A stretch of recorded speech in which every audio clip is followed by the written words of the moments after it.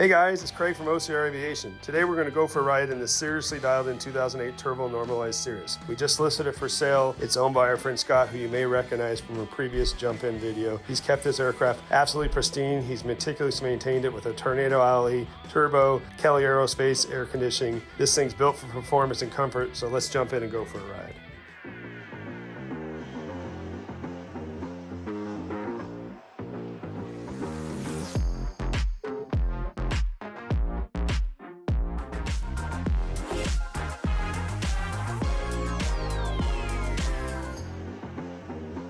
Good afternoon, Cirrus 910 Golf Tango, OCR 26 left X-ray. Cirrus 9010 Golf Tango, Long Beach clearance delivery, contact ground, have a good day. Have a great day, Cirrus Golf Tango. Take a look at our Foxtrot 3 checklist, make sure we got everything okay. So we're running brake set, got her set to take off here on our trims, our flight controls are free and clear. We got runway heading set at 258, so we'll get this run up. Full ridge 1700. And she's very consistent, usually 40 to 50 on the drop for the mags. Anything outside of that, I'll be curious about, but she's very, very consistent. Mags were just done in October last year, so thanks to OCR. All right, there's 1700, so we're looking for a little bit of a boost. Good drop. Looks like perfect. Good drop. Good drop. On both sides. Right on. Good drop. Everything looks good there. We're charging. Everything's in the green. Everything looks good. No fuel for our flight. 2-4. I'd like to flag across. Little temperature's good. Everything is in the green. Golf cart to Foxtrot 3. Up 24, approved. Very good. Let's check our door. As requested, up 2-4. Connect gate 2. Just replaced all the door seals last year as well, so went with the more modern door seals, so the doors shut way better. And ground 0 Golf Tango run up complete. November 0 Golf Tango behind that Cessna ahead, continue taxi. All right, behind the Cessna, continue taxi 0 Golf Tango. Off the ground, we got runway left. We're going to get back down. If we're under 600 feet, we're going to go straight ahead, try to find some place to get down. If we're over 600, we got caps. Caps pin is pulled, so 600 AGL, about 650. It's the caps number? Okay, stand by. You can just 600 AGL. We'll get an annunciator as well. Yeah, she'll talk to us when caps are available. Much smarter than I am. She'll let us go right at 600 AGL. Everything's in the green. Everything looks good. Air conditioning was a really key part when I bought this plane. Super important to me. Travel out to Arizona, down to Mexico. I really like the Kelly system. It's great. Cool it off. You're a little faster there, so we're going to go with you first. Runway 26 left, clear for takeoff left at the river. 26 left, clear for takeoff, left turn to river, 910 Golf Tango. Thanks, sir. Okay, flaps are set. Fuel's boost. Final's clear. 2 Bravo Delta turn base now. Yankee starts the northbound town now to join a 2-mile fauna for runway 26 left. You're number 2. Speed has its advantage in the piston today. So we'll rotate at 70 knots. 56 Yankee. You're going to follow a Cessna that's in the base turn just ahead into your, actually, right at your 12 o'clock now. Engine's green. All right, engine's green. Airspeed is live. November 4, Charlie Victor, traffic up 1 also left of the river, runway 26 left, clear for takeoff. Runway 26 left, clear for takeoff, we're Charlie Victor. Fuel flow is good. Power November is good. 2 Bravo Delta direct to the numbers, runway 26 left, clear for the option.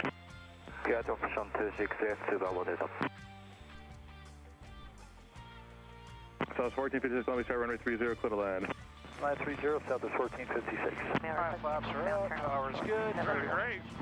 Takeoff numbers were perfect. Yeah, everything is looking great. I love this 30, 31 inches. It's perfect. Power's good. Number 2, keep circle tight, 56 Yankee. Good climb at VY, about 1,100 feet. Cirrus, the turbo normalized ones, have maybe a little reputation for not being maybe a little challenging sometimes to get to the numbers. We work on a fair amount of them. And they're not always like dead dialed perfect. And absolutely, Craig. I learned the hard way. I bought this private party and didn't really know what was right, and then started flying it quite a bit. Just realized that there were some numbers that I wasn't particularly happy with, so I started working closely with OCR and a good friend J.R. Henderson, who flew with you guys for a long time to help us get it dialed in, and we actually engaged Barker of Aviation Resources, who's kind of a TN whisperer, really well known in the Cirrus community, and he's really helped us in conjunction with OCR get this thing dialed in, and now it's temperatures have been great, CHTs, TAT, everything is just super happy. So CHTs look really good, all 350. Yeah. 140 under 1400. So 1401. Yeah, I can fly it out of Lake Havasu on a warm day, triple-digit day, and that's pretty reflective of what I see. So long as we've got the fuel flow, and you guys have been really great just getting that fuel flow right there, which is perfect. So when I first got the plane, the fuel flow was a little low. It came out of the East Coast, so it really wasn't noticeable for those folks. But out here on the West, it was an issue. So now we get that fuel flow that we need. And how well this engine is running, how you've spent the time, worked with the experts. It's something that's really important on these in any airplane. is getting it running properly. One, it performs better, and two, it's at the end of the day, it's just better for the airplane. You know, a lot of airplanes that we see, and I think you've probably flown in, fuel flow is a perfect example. You have fuel flow that's, you need to have it right at takeoff, you need to have it right in the climb, and then you've got to get it to the right spot when you level off. And a lot of people don't have it right in the climb, and what does that do? It either makes their engines run really warm. That's right. Or they're lower in the nose and they're not getting the performance. Totally agree. I'm very particular about it, and always watching it, and it's super important. So I think we test flew it. I can't even tell you how many times. A dozen. We'd go up, we'd look, we'd come back down. Adjustments would be made, just trying to get it dialed in. I've not taken it up to 25,000, which is its ceiling, but I've taken it up to 21,000 to check to make sure that we're getting good 29.9, 30 inches all the way up, and we do. You and I have flown over here at the island at 12.5 and had really, really good manifold pressure. So it took a lot. You can't just do it on the ground and then go, you know, and think it's done. So we put a lot of effort in that. Many thanks to her and all that have helped us get it right. But now she's doing quite well. I mean, we have about 370 CHG. It's 20 CO, so it's a warm day out here in SoCal. And we're not very high at 4,500 feet, but you know, we're about 152 true at 70%. So pretty chill. 25.5 inches, and we're burning 14.2, and I can even pull it back. Usually I'm about 14.2, 14.3, and I can run that all the way up to 12.5, 12,500, and it's a good, nice burn rate, and about 10,000, I'll be doing 162 to 105 true, which is a good little clip. Yeah. And that's what you mentioned at the beginning. Your primary missions is you base here in Long Beach, out to Havasu, and then a couple trips into Mexico as well. Exactly. That's primarily where we go, and then I do some angel flight work, which has been a lot of fun. Started that in December, and so that's taken me up to Northern California quite a bit. It's been fun sharing the Cirrus with folks, and talking to them about all the safety features in the Cirrus. A lot of the passengers are kind of intrigued by the having to shoot, how it works. So we talk about what they do in the event there's an issue. We've got a placard here for the co-pilot, and my wife loves the feature, so she doesn't know how to fly, but we're often spending time together. In the unlikely event something happened to me, what would you do? How would you level the airplane? How would you steer the airplane? If the airplane was in navigation mode, what would you do? So she's learning those steps, but it as I considered the next airplane, these are key features. 2008 Cirrus G3, little under 1,800 hours on the airframe, and around 400 hours on the RAM, tornado alley terminal normalized it. The gentleman who got it had just purchased it shortly after the overhaul, so it's probably within the last 4 years. And and I thought at that point, well, everything would be perfect, and the motor was fine, but getting everything dialed in. So, gosh, we've since I had it, we went through it. We've gone through the fuel system. We just did the mags. We've adjusted the manifold absolute pressure controller. So we've gone through a lot of things to get it dialed in right. So as I learned, just because you get something that's that's a overhauled engine, it doesn't mean everything is perfect. So you got to go through and get everything else right. And from our experience, even a brand new engine comes out of the factory, 11 o'clock in about 4 miles heading. Exactly. I don't know if they're entering a downwind. Outside of that, we talked about air conditioning. It's great. It was warm. It was mid-80s on the ground, and we were fine. Should we turn it on? I love it. I can turn it on in the hangar if I run auxiliary power to it. In Arizona, I can plug in, let it cool off while the airplane's sitting there. So it's a really great feature to have. And then we've got the jet shades, which... Yeah, the jet shades have made a real big difference. Just kind of keeping that UV heat coming through, because you get up here, it gets pretty warm. If you feel you can feel the dash, it gets pretty toasty. Yeah, it's the plus and the negative of having an airplane with a lot of visibility, right? For sure. Visibility is great, but it lets in a little bit of that ultraviolet. But yeah, these are great. Yeah, I've been very, very happy with them. TKS in this, so it's it's for inadvertent icing conditions. I've used it quite a few times. I've learned how important it is to cycle that TKS on a regular basis. I had to have OCR do some work to get it right, and so now once a month I've got a regular checklist, a VOR checklist. I'm going to run that TKS, get up, and get the wings wet, make sure everything is cycling. And if you do that, it works out pretty well. But it's just nice to have the peace of mind. If you're coming through and you're starting to get a little bit ice buildup, it's nice to have that feature to turn on just for the peace of mind. Those watching at home, that's on the wings only, or where is the TKS? The TKS is on the wings, and the horizontal stabilizer in the back. And then on the prop, it's heat, right? On the prop, there is, I do not believe it's heat, there's actually some little spraying nozzles. The nozzles? Yeah, that has some rubber to help direct it, and then you get that on the windscreen as well. So the defroster is quite effective, so I'll give it full defrost and click that on, and it's pretty effective. So TKS on all this, and then you got obviously the standard pitot heat. Yeah, exactly. And the G1000's been fantastic. The Perspective's a great setup. Everything right here at your fingertips. Garmin's great for the updates. I do that once a month, and it works quite well. I mean, we've got full capabilities with this in terms of departures, arrivals, intercepts. If you're flying an approach, you've got all those choices as well. The GFC GPS in here is fantastic. Yeah, so you got the level button, you got VNAV. Absolutely, yeah. So that's part of our emergency process with those. So we're going to hit this level button in the case of an emergency there, and we'll talk about the procedures of cutting power and pulling if necessary. So yeah, but it's nice to have that auto level in the event that you get it disoriented or you're just uncomfortable with the situation. I've never touched it, but it's good to know that it's there. To your point, with a passenger, your wife, and that. Easy to teach them. Hit that button. Absolutely. If I fall asleep or...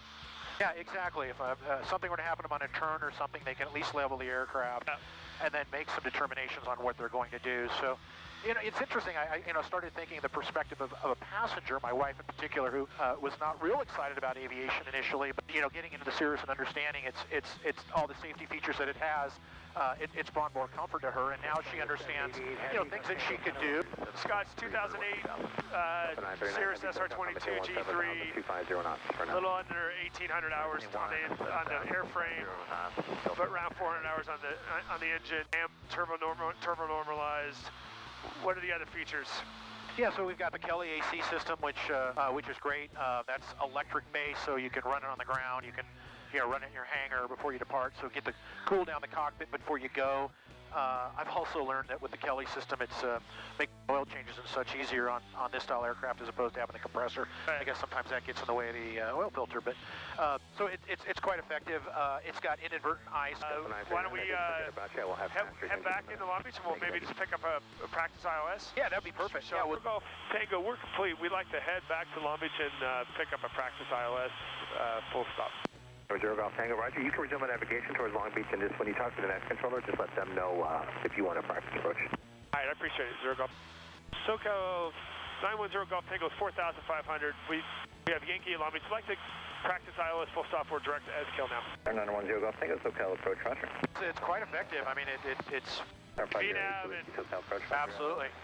Yeah, we got our top of descent. If we wanted to fly the VNAV, we can arm our VNAV and dial that down to 4,000 if we want to, if we're going to follow it exactly. Rate 2 Whiskey Squad 02. Very, very effective setup, so love it. Affirmative. We have Delta 8 Whiskey 4. Do you have a Starlink setup in this? I do. I do not have it on. Oh, no, I just saw it in the back. It's really cool. I like yeah. How set it up. How cool is that antenna? So cool. Yeah, it's. I got some advice from some of the guys on the Copa group how they do it. And 100% legal. 100% legal. It's not a permanent fixture. Easy to remove. I would imagine your signal is perfect. Looking at that. Yeah, very, very strong. And I don't know what you said. It was like 300 knots or something. It'll go to. I mean, that's not. It's 300 knots. We had it in our King Air, and it used to be 250. It was like right at the edge for the King Air. We should give a shout out to the SoCal. 3 miles southeast. 100%. Queen Mary. 100%. I've flown in a bunch of busy spaces. Maybe not as busy as New York. There's some others that are as busy, but 99 times out of 100, they give you what you want. They're polite. They're really, really good. You go to some places, I'm not going to say where because I don't want to make anyone else mad, but places you just don't get the same service. Exactly. They're extraordinary. They're half as busy as this place, and you'll ask for flight following, and they're like, unable. Here, very infrequently, and when they do say they're unable, it's because they're too darn busy. Absolutely. Project 473. I cannot say enough about them, as well as the tower controllers. Fantastic. Love the Long Beach group. They're they're tremendous, and just always shouting out to SoCal. They're just such a great group of people, and nice having them on the other end of the radio when you can't see, and you start recognizing the voices and certain folks that are out there. So we're coming right along here. We've got our approach armed. Our approach is armed. So you have a method for you use as you come into approach in terms of pulling back power. Do you have a process, or you just kind of feel the air? No, I have a tendency to come in kind of slow, just to. I try to slow down before getting, just so I'm easy on the airplane. Keep the opposite direction. Equally try to be respectful if they've got 4 or 5 Southwest lined up on 30. So that's a lot of it depends on the day, but I'll start slowing down now, and usually I'm 100 to 90 knots somewhere as I start approaching the final, and then getting 100 knots after final. That makes sense. From an engine management standpoint, you manage to have exactly. Pulling it back as you... Left 260. Yeah, often coming over the LA area, you'll fly over LA, just near LAX on the airway coming into Long Beach, and you'll be at 9,500, and they're going to, they do their very best to give you that shortcut, but then they got to drop you in. So I'll just slow down quite a bit. I'll slow down 120 knots or something, just to be easy on the airplane in that descent. So no sense shock cooling, and take good care of the airplane. So there we go, we start our turn. Thing is set up, we'll swing this around to 301. The magic of the magenta needles becoming green? Absolutely, we're going to see that change here shortly. There's our green needles and our glide slopes right above us. It's just beautiful. We're going to intercept that and we'll start descending. So I got it full rich, fuel pumps on. Went from magenta to green, hit the glide path, or hit the localizer perfectly. And we'll keep our altitude at 3,000 just in the event that we had a mist. We're all set now that we're on approach mode, so we'll start slowing down. We've got... And it's grab the glide slope, so it's... Grab the glide slope, so she's going to take us all the way in there. We've got 258 to 260 loaded as our mid. We'll start slowing down to deploy flaps or flap deployment speeds, 119 knots. So we usually typically hit that just before gunning. Check 473, descend and maintain 2,600. Try to be respectful of Southwest and the other big guys that are trying to come in here and hate to get in their way to slow them down too much. We've got traffic same altitude. 910 Golf Tango, contact Long Beach Tower, 119.4. Hi, thanks for help. Go to tower, 0 Golf Tango. Okay. Long Beach Tower, 910 Golf Tango, practice ILS 30, full stop. 910 Golf Tango, Long Beach Tower, runway 30, clear to land, hold short of runway 26, right for traffic. Clear to land 30, hold short 26, right, 0 Golf Tango. 500. Full flaps out.